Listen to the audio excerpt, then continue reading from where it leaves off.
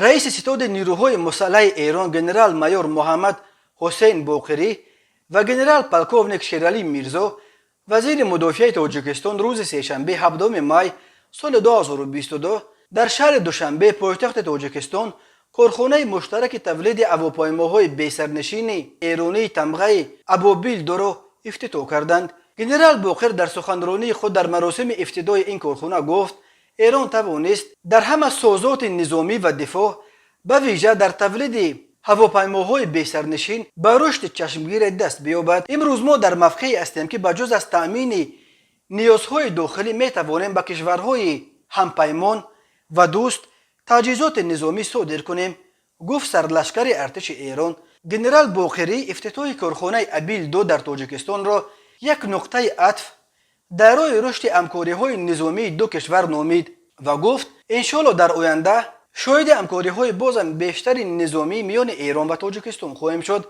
در انجام مراسم به جانب تاجیکستان کلید رمزی کارخانه تولید هواپیماهای بی‌سرنشین سپرده شد.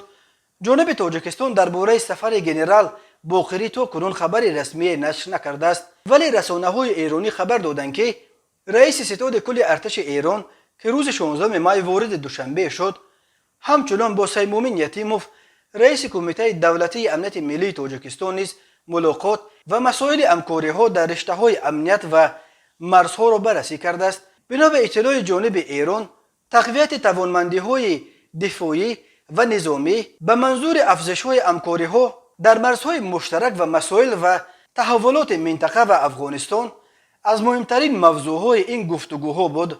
جانب‌ها بر ادامه همکاری‌ها، مشورت‌ها و ملاقات‌های مخصوص آید به مسائل‌های منطقوی و متقابل تاکید کردند. در سال‌های اخیر سرلشکر باقری بلندپایه‌ترین مقام حربی ایران است که از تاجیکستان بازدید می‌کند.